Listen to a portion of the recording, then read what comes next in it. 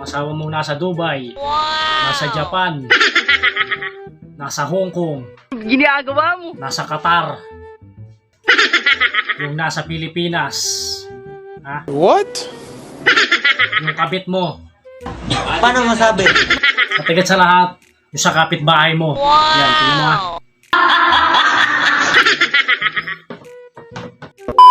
At heto na naman nga pala tayo, syempre, diba?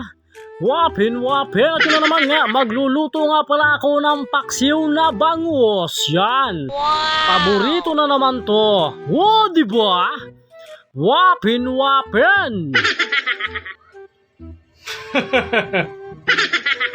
At dito nga pala guys, ay nahiwa ko na sa 7 piraso yung bangus. Diba? Wapin. At pagkatapos nga pala no, syempre ay sunod ko na nga palang inasikaso yung luya at saka sibuyas. Diba? Wapin. Yung mga pangunahing sangkap talaga sa paksiw, alam nyo naman. At syempre, hindi mawawala ang ating ceiling green. What? Diba? Wapin. Piniprepare ko na nga pala yung mga sangkap na gagamitin ko para sa ating paksiw. Pati nga pala, pamintang wasak yan, meron tayo syempre. At hindi mawawala dyan ang ating dato puti suka. Diba? Wapin. Pampaasim syempre. Parang yung classmate mo lang yan na may asim yung kilikili. What? Diba? Wapin. At heto na nga pala ang ating ipapaksiw na bangus. Yan, nakaprepare na lahat yan. Complete recads na yan syempre. Diba? Wapin. Tingnan mo naman, hindi pa naluluto yan pero itsura niya pa lang palong-palo na. Diba? Wapin.